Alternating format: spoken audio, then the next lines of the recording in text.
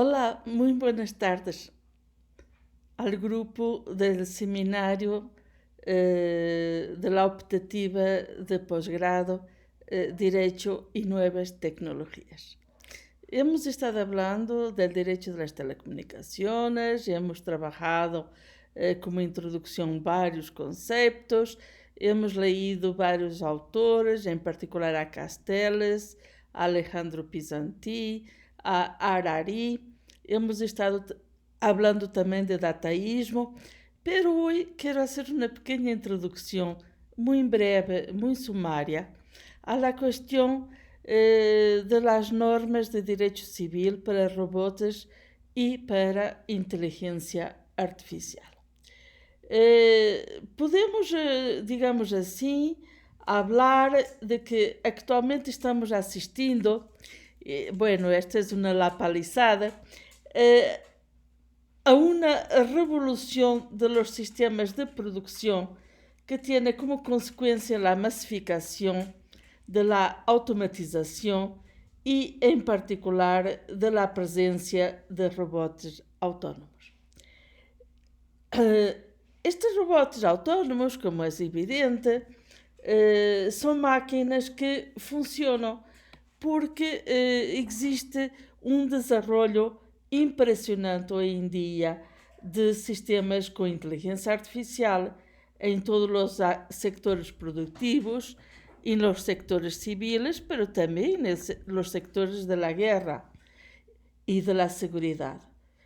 E estão presentes hoje em dia estas máquinas com sistemas inteligentes, que inclusivamente algumas delas podem aprender por si mesmas em todos os níveis, em todos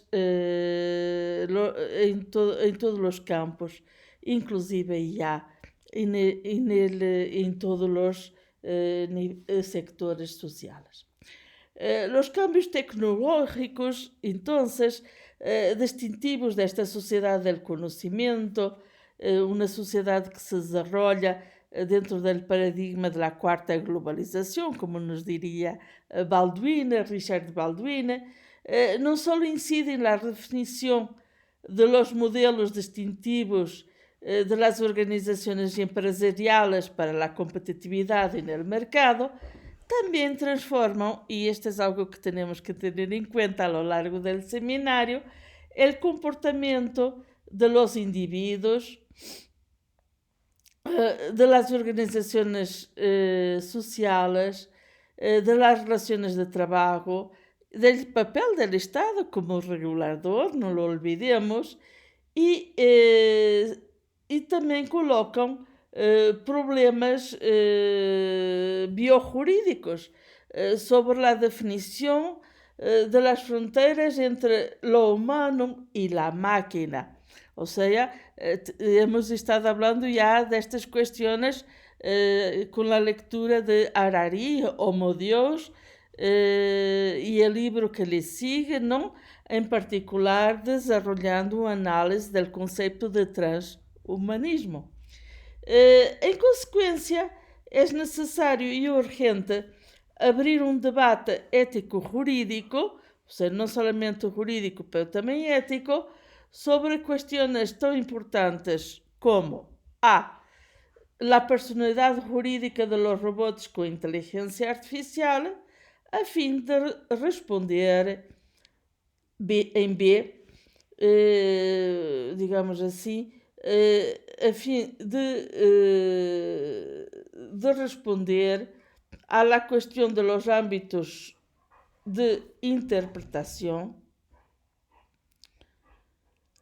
de um novo conceito jurídico, que é o conceito de persona eletrónica. Eu estou aqui vendo, digamos assim, minhas notas, tento seguir uma certa linha narrativa, um pouco mais aburrida do que normalmente nas classes presenciais, pero creio que é necessário ter esta disciplina quando estamos construindo uma relação pedagógica à distância. eh, aunque bien, também não quero que caiamos, digamos assim, numa espécie de telesecundária, ¿no? A distância. Pero bueno, aí vão ter em seus foros textos de apoio de vários autores para leitura complementária e na sessão em vivo estaremos então, digamos assim, debatendo estas questões e sacando las dudas, teniendo un diálogo más proactivo, ¿no? Pero bueno, hay que tener una introducción al tema, ¿no? Podemos dizer hoje em dia que eu sempre digo estas coisas que não têm grande significado académico, pero bueno, que reflejam um pouco o ambiente em que estamos vivendo, que os robots e a inteligência artificial estão de moda. Se ha discutido em todos os campos, tanto na economia, na ciência, inclusivamente no campo político, que hacer com estes novos contextos robotizados, com estes novos sistemas inteligentes, com as novas interações sociais, as novas, inclusivamente, interações emocionais, com todas estas inovações. Queda por saber, sin embargo, que oculta el término. Por supuesto, existem estes descobrimentos fantásticos que mostram que as máquinas agora superam a lo humano em tarefas específicas. En el sector de salud, por ejemplo, encuentro mejor que los médicos el melanoma o los tumores de mama en las imágenes médicas.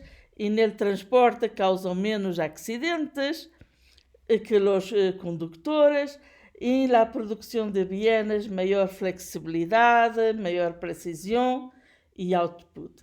Sin mencionar otros avances como reconocimiento de voz, el arte, los avances en el arte, los juegos, la escritura, la pintura o la música. Sin embargo, los cambios tecnológicos distintivos de las sociedades y de las economías del conocimiento no solo inciden, y lo vuelvo a decir, en las formas de producir los bienes de consumo masivo y en la redefinición de los modelos organizacionales empresariales para la competitividad en el mercado. También transforman el comportamiento de los individuos, nuestros comportamientos, nuestras relaciones de trabajo, transforman el papel del Estado como regulador y del mundo laboral en su conjunto. Por supuesto, estes desarrollos y estes impactos plantean cuestiones, como es evidente. Las consecuencias en el empleo son preocupantes. Las de responsabilidad legal en caso de error parecen no tener respuesta.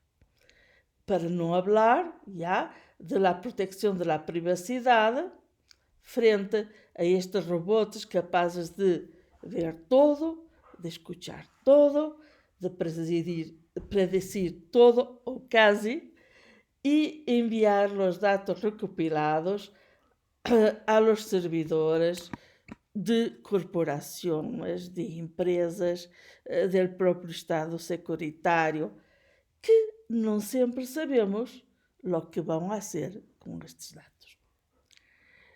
Frente a esta massificação de robots e algoritmos inteligentes entre nós outros, o indivíduo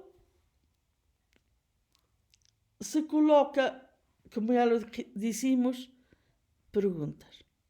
E o jurista tem que responder a estas perguntas, não somente ele eticista. Uma delas é evidente. Está o ser humano ameaçado pela tecnologia? 2, ¿Puede la máquina dominarlo? 3. ¿Dónde termina el cyborg y inicia el transhumanismo? Es por esto que lo que necesitamos ejercitar es nuestra capacidad para identificar e evaluar con precisión los aspectos éticos de una situación dada. Y producir robots que puedan identificar y evaluar con precisión los aspectos éticos de una situación dada, como la existencia de beneficios potenciales ou daños para um ser humano. Em consequência, necessitamos inculcar em las máquinas, este término inculcar que uso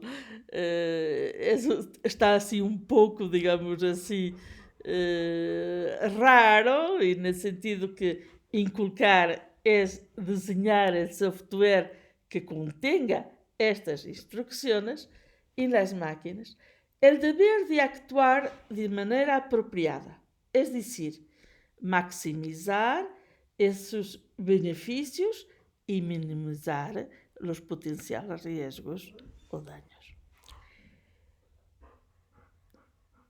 Tenemos entonces que decir, y lo quiero reafirmar, que es urgente colocar cuestiones éticas que tendrán que estar inscritas en los códigos máquina, sino que también es urgente diseñar una arquitectura jurídica que encuadre los complejos problemas de la responsabilidad.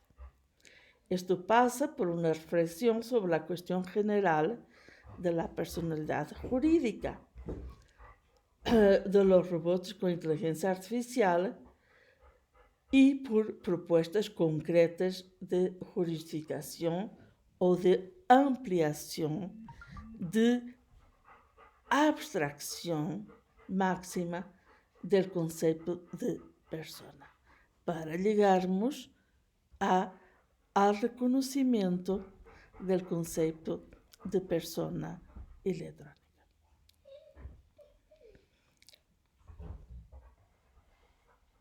Esto crea debates muy complejos. De hecho, estamos dentro de un debate abierto y estamos dentro de un campo del derecho en construcción.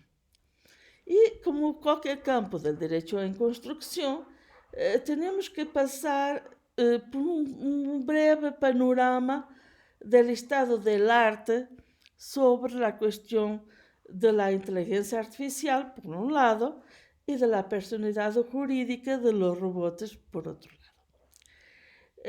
Vamos entonces a intentar hablar de escuelas, digamos así, y de autores mínimos que tenemos que conocer para la primera cuestión, que es la cuestión de la inteligencia artificial. Hoy en día podemos hablar de la existencia e incompetencia de 5 grandes familias de la inteligencia artificial, em que vamos a tener autores como Cassini, como Piquin, como Lavoisier, que pueden ser identificadas de la siguiente manera. Primero, los pioneros. Segundo, los apóstolos de la inteligencia artificial. Tercero, los militantes de la distopía que promueven el miedo social a la tecnología. Cuarto, los opositores escépticos. Y finalmente, en quinto, los tecno-optimistas. Estas grandes familias que trabalham sobre inteligência artificial estão respectivamente representadas por Marvin Minsky, por Geoffrey Hinton, por Yan Li ou Yoshua Bengio, los pioneiros. El segundo grupo por Ray Kurzweil, como el apóstolo de la singularidad, acompanhado de Brian Johnson e de outros que depois mencionaremos em classe.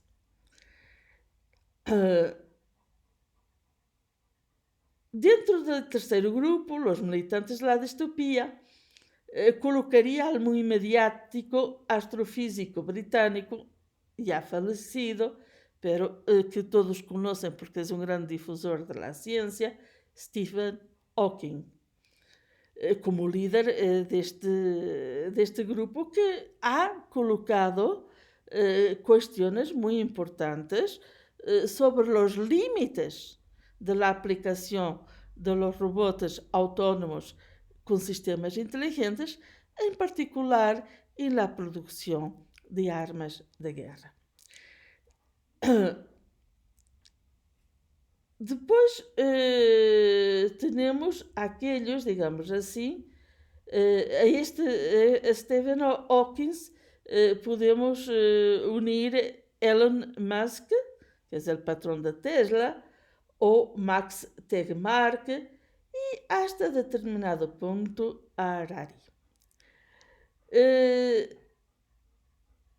Podemos depois falar de Miguel Ben-Saig e de Jean-Gabriel Gamassia, este último é presidente do Comitê de Ética do CNRS francês e que fazem parte desse grupo a que llamo los escépticos.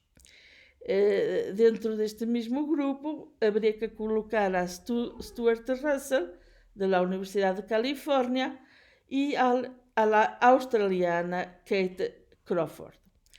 E, finalmente, temos o grupo de los tecno-optimistas, eu creio que me coloco aqui, como Denis Hassabis e Eric Horvitz, este último diretor do laboratório de Microsoft e que está fortemente anclado em las nuevas industrias e modelos de negócios da sociedade da informação e do conhecimento. Aqui também, pois, dentro destes novos sectores de negócios, vemos dentro dos tecno-optimistas, vemos a Mark Zuckerberg, de Facebook, e a Robert Haig, de IBM.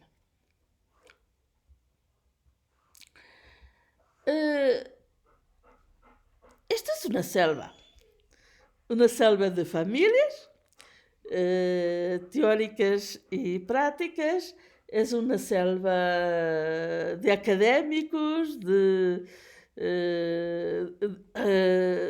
líderes do sector da indústria, de provedores de serviços, etc, etc. Pero quando falamos desta selva teórica, devemos centrar nossa interpretação de las vías perspectivas del futuro. Atenção, é um futuro já presente e de los ámbitos de aplicação e, por ende, de delimitação de la atribuição de la personalidade jurídica a máquinas muito diversas, tanto em sua natureza, em seu funcionamento, em seu rendimento, com possibilidades de aprendizagem, perspectivas de impacto sobre estruturas sociais e capacidade de tomas de decisão, que também são muito variadas. Estamos em um momento em que é urgente passar do debate teórico à construção destes campos emergentes do direito. Ou seja, tal como bem lo enfatiza Maia, Alexandre Maia, em sua tese de doutorado, temos que entender que estas máquinas, sim, devem ser consideradas como diferentes entidades jurídicas. diversas de seus proprietários e de seus usuários. Isto nos leva entonces a atribuir e a separar um estatuto legal a los agentes inteligentes, artificiales, lo que nos tiene que dar un mínimo de certidumbre para analisar las consecuencias de la introducción de estos agentes artificiales inteligentes en el medio de nuestras sociedades.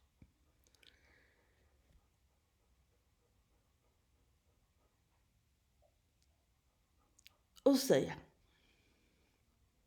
tenemos la necesidad de producir un derecho de la robótica, Law of Robotics, como campo autónomo. Un campo autónomo que se empieza a construir a finales del siglo XIX, frente a outros avanços tecnológicos, e que se autonomizou del direito à intimidade e à privacidade e que é, digamos assim, existente como campo autónomo por lo menos desde 1958 e 1959. Estamos ante um momento de transição à quarta globalização, este conceito desarrollado por Baldwin, com processos de convergência da produção e bajo forças globalizadoras e globalizantes entre diversas culturas jurídicas, em particular entre duas grandes famílias jurídicas, o Common Law e a Romano-Germânica. Pero para allá destas fuerzas motoras, destas convergências, temos um potencial eje de ruptura da arquitetura jurídica de uma sociedade que já não estará composta solamente por humanos e em que a fronteira entre o humano e a máquina será cada vez mais difusa e em que, hasta en la própria estrutura de produção, redacción de los corpori e iura, de impartição de justiça, de seguridade pública e de prevenção del delito, veremos cada vez mais com frequência a presença de máquinas inteligentes e o uso de algoritmos inteligentes. Assim que ou atacamos de frente as questões ético-jurídicas colocadas por los robots com inteligência artificial e os algoritmos inteligentes, ou entraremos em uma espiral de crises que nos rebasará. Sin embargo, há que ter presente que é de especial relevância desarrollar dos subcampos ao interior deste novo direito que chamamos direito da robótica. Um subcampo dedicado à questão da responsabilidade em direito civil, que proteja a los humanos, pero enfatiza as vantagens de las aplicaciones civiles de los robots autónomos e de los sistemas inteligentes. E um outro subcampo que se deve ocupar do uso militar e de las atividades de seguridade de máquinas autónomas. Este último, muito mais restritivo, a partir da produção de tratados internacionais sobre sua produção e uso e, em seu caso, prevendo uma total proibição, em particular de los robot killers, com protocolos rígidos e hierarquia de cadena de mando perfeitamente identificadas. Em consequência, ante a urgência da definição de uma lei modelo, ou em seu caso de estándares mínimos de relação comum deste novo campo, em fevereiro de 2017, o Parlamento Europeu adoptou uma resolução bajo propuesta del informe elaborado por Mehdi Delvaux, que es la resolución 2015 diagonal 2103, sobre normas de derecho civil sobre robótica, en virtud, tal como lo refiere dicha resolución, de la existencia de una laguna legislativa que urge subsanar, ya que, y paso a citar, en el actual marco jurídico, los robots no pueden ser considerados responsables de los actos u omisiones que causam daños a terceiros, que las normas vigentes en materia de responsabilidade, que estou traduzindo ao mesmo tempo e por vezes quedo lenta, de responsabilidade contemplam los casos en los que es posible atribuir la acción u omisión del robot a un agente humano concreto, como el fabricante, el operador, el propietario y el usuario, y en los casos en que dicho agente podía haber previsto y evitado el comportamiento del robot que ocasionó los daños que además los fabricantes, los operadores, los propietarios y los usuarios podrían ser considerados objetivamente responsables de los actos u omisiones de un robot. Esta resolución foi votada a partir, como já lo referi, do trabalho final de Delvaux, mismo que integró las aportaciones y estudio sobre los aspectos éticos de los sistemas ciberfísicos, realizado en nombre del grupo de expertos de STOA, Evaluación de las Opciones Científicas y Tecnológicas, dirigido por la Unidad de Perspectiva Científica y las recomendaciones de diversos organismos de la Unión Europea, tales como la Comisión de Asuntos Jurídicos y las opiniones de la Comisión de Transportes y Turismos, así como de otros órganos consultivos, como el grupo de trabajo del artículo 29. Termino aqui esta breve introdução para que o vídeo não quede tão extenso e num segundo vídeo então vamos a profundizar um pouco mais todos estes pontos de que hablamos nesta introdução. Hasta luego, tenham uma muito boa tarde e nos vemos como sempre el martes próximo en la sesión síncrona de nuestra ciberclase.